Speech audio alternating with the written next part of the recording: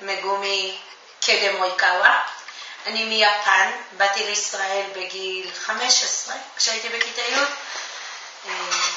התקבלתי לאקדמיה למוזיקה של התיכון. ומאז אני פה. כמה שנים רקדת? אני התחלתי בגיל 3. המשכתי לרקוד עד גיל 28. מסיבה כזאת או אחרת, פשוט אמרתי בגיל 28, אמרתי זהו, אני רוצה משפחה. והפסקתי, לגמרי אבל. לא עושה כלום. אז בגיל 28 הפך כאילו להיות מורה. כאילו, כבר בגיל 22 הייתי מורה, אבל המשכתי לעשות... בלהקות וכאלה. לא להקות, אבל באמת המשכתי לרקוד ונהניתי אצל המורים שלי, אבל 28 הפסקתי לחלוטין. וכמה שנים את מורה לרקוד? מגיל... מתי סיימתי האקדמיה? מ-22. איך את מתייחסת לאנורקסיה? אנורקסיה זה תופעה קשה. אני ראיתי כמה מקורים, זה קשה, אבל זה קיים. אז... כשהיית רקדנית ראית כאילו כולל לאנורקסית או משהו כזה? לא אנורקסית, אבל הם פשוט לא אכלו. כן, זה קיים. לא אכלו בכלל? ואמרו להם משהו? זה נורמה שלהם. למשל, אחד שהייתי, גם עבדתי איתה ורקדתי. למשל, את יודעת, לא אוכלים, שותים קפה, מעשנים, שותים קפה. ענבים קצת. ראיתי, והיא הייתה רצה. אני לא יכולתי. אני לא... אמרת לה משהו? לא. כי היא חיה ככה. וואו. את מכירה את ההנחה שרקדניות הן אנורקסיות? שרוב הרקדניות זה אנורקסיות? הן לא אנורקסיות, הן רזות.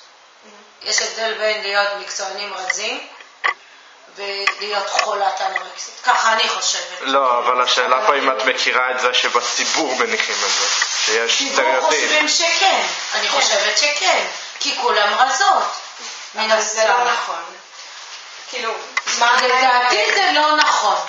כי הבדל קשה. תשמעו, זה לא רק רקדנים, גם דוגמניות, גם שחקנים, גם זמרים, כל מי שעובד עם הגוף שלהם מול הקהל, מן הסתם אתה עובד על עצמך, מן הסתם גם אתה תראה יותר טוב, במיוחד במחול, משתמשים בגוף, גוף זה הכלי, אז כל הגוף צריך לעבוד, כל השרירים בגוף צריך לעבוד, אז מה שלא צריך יורד, כמו שמן, אז הם רזים. הם רזים, אבל הם לא אנורקסים. אבל הם לא.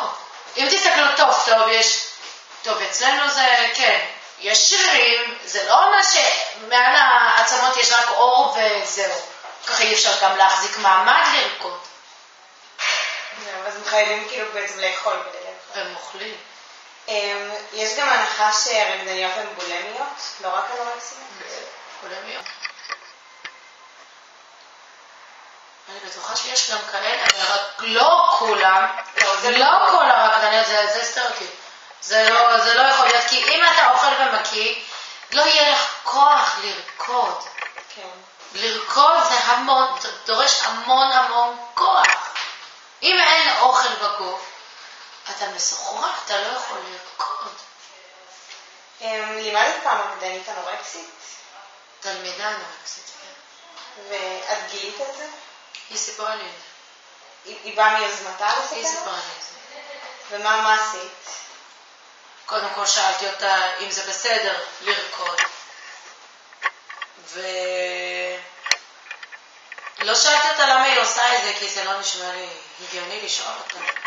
אבל היא נתנה לי יומן שלה לקרוא אותו, והבנתי שהיא...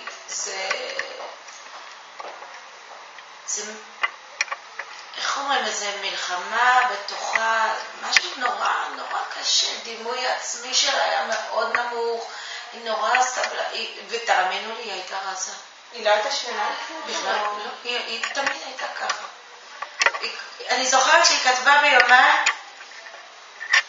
אפילו תסכול שלה, שהיא לא נקראת אנורקסית. כי יש לזה קטגוריה. היא כתבה את זה, אני לא זוכרת, כי קראתי אותו לפני שנתיים. היא לא מספיק רזה כדי להיות אנורקסית. היא כאילו רצתה להיות אנורקסית. כן, היא רוצה שלמות, היה תמונות של בנות רזות וכל מיני דברים בתוך היומן. אבל היא לא שם. היה לה תסכול, זה לא בגלל שהיא רקדה או בגלל שהיא רקדנית, היא ילדה, בחורה. היא כבר לא ילדה, בחורה. את עדיין בקשר איתה? היא כבר לא באה לשיעור שלי ספציפית, אבל אני רואה אותה מדי פעם ככה עוברת בסטודיו, ואני שואלת אותה הכל בסדר, כי את נראית לי. אם האלה שלא מתביישת, אומרת, אני יצאתי מהאשפוז, או אם אני לא מתמודד, אז יאשפזו אותי. אומרת את זה, כן. בכל רם. מקווה שתצא מזה. אני באמת רוצה. עדיין לא יצא? כן. אני לא חושבת שיוצאים מזה. מישהו בתוך. תמיד בתוך הראש, כאילו. כן. את יודעת אם היא עדיין ממשיכה לרקוד? כן, לא בשיעור שלי. היא באה לשיעור אחר. והיא מצליחה כאילו פיזית? לפי מה שהמורים האחרים מספרים, לא. כן, הכוח ושרירים. אין לה כוח. וכאילו, יש משהו שעשית לגבי זה? כאילו, חוץ מלפות היומן, לפנות אותה לגורם אחר או משהו כזה? היא באמת בידיים טובות. היא במחלקה שמטפלים בזה, יש פסיכולוגית, יש לה הכל. אז איכשהו יצא היא בסדר. היא כל הזמן בתוך הידיים האלו. אז זה טוב. של בית החולים ושל המחלקה. היא שמה, אבל היא לא יוצאת. לא יוצאת מזה. זה תמיד בתוך הראש, כאילו. את חושבת שרקדניות אנורקסיות היו מדרדרות לאנורקסיה גם בלי קשר לריקוד, נכון? כאילו זה לא קשור לריקוד האנורקסיה. אני לא חושבת שריקוד קשור לאנורקסיה, אבל אני חושבת, מישהי שנכנסת לקטע של לא לאכול ולהיות רזה באנורקסית וכל הדברים האלה, זה בכלל לא קשור לריקוד, אלא משהו שקשור לעצמם. להלך המחשבה שלהם? לאיך שהם חושבים, לפנימיות? כן, לתפיסת שלמות שלהם. תפיסת שלמות, בדיוק, יפה מאוד, יופי שאני יודעת. כן. את מדברת עם התלמידות שלך על הנושא הזה? אני מבקשת שלא יהיו ככה. לא מדברת יותר מדי, לא תאכלו. את מסבירה להם שכאילו בלי לאכול אי אפשר לרקוד בעצם. נכון. והן מקשיבות לך? יש כאלה שדווקא אומרות לי, אני לא אוכלת כלום. כדי להרשים, כאילו. תשמעי, זה גם מגיע, אני חושבת, גיל שלכם. אבל אני מקווה שהם לא יעשו יותר מדי שטויות. הן מודעות לסכנות של זה, כאילו, מודעות הם היו בסדר, כן. הן אומרות את זה בגאווה או בתור כאילו... אני לא יודעת, זה בעיה של גיל שלכם. אני לא אוכלת בדברים כאלה, כי זה משמים ואני שמנה ואוי ו... אם הן אומרות את זה, מה את אומרת להן? בדיוק, זו התגובה. למה הן עושות את זה? לא. כי זה שטויות, הם נראים בסדר גם. הייתה הרצאה בבית ספר על הנושא הזה, נכון? מה, איך הם הגיבו, הם דיברו איתך, משהו כזה? התגובה שהייתה זה היה, אוי, זה היה שטויות. ואני לא יודעת למה. אחרים אמרו, זה היה מעניין. כאילו זה לא קשור אליהם. כאילו, כן. כאילו באו וסיפרו להם איזה סיפור. כן, זה הגיע והלך. זה לא בדיוק נשאר. לא קיבלתי רושם כזה שהם הפנימו איזה, הבינו מזה משהו, לא. בתור מורה לריקוד, את צריכה לשמור על הרמניות כאילו רזות ובכושר, אז איך את שומרת על הגבול הזה בין הרזון לאנורקסיה? קודם כל אני לא מבקשת להיות רזות. אני לא אבוא ואגיד, תקשיבי, את זה, שמנה, תעשי זה. היו אומרים לי, אבל אני לא אעשה את זה. כי יש, כמו שאני אמרתי, יש מבנה. יש מבנה רזה, יש מבנה רחב. קצת פה, קצת שם. את יודעת, אם עובדים נכון, הגוף ישנה, יהיו חטובים ככה עם כל השירים, כמו ספורטאים. אלה הם שומנים, נכון? צריך לעבוד נכון, צריך לאכול ולעבוד נכון, לבנות את הגוף נכון, ולא לכוון אותם לאט שמנה, אז תעשי דיאטה. לא, ממש לא. אני לא אעיז להגיד את זה. יש לך בנות כאילו שמנות בקבוצה. שמנות. מלאות. מלאות. תלוי מאיזה צד מסתכלים. כולם מבחינתי, יש כל מיני גדלים, אוקיי? אבל אני לא אגיד שיעשו דיאטה. להפך, אני אגיד שירקדו ושיעבדו נכון. שזה מה שעוזר. כי זה באמת עוזר. אבל לדעתך הן כן מרגישות שיש איזו ציפייה מהן שיראו בצורה מסוימת. נכון. גם לי היו, מה? גם אני רציתי להיראות כמו רזות וארוכות, אבל אין לי את זה. לקבל את האמת הזה זה נורא קשה, זה יותר קשה, אני חושבת.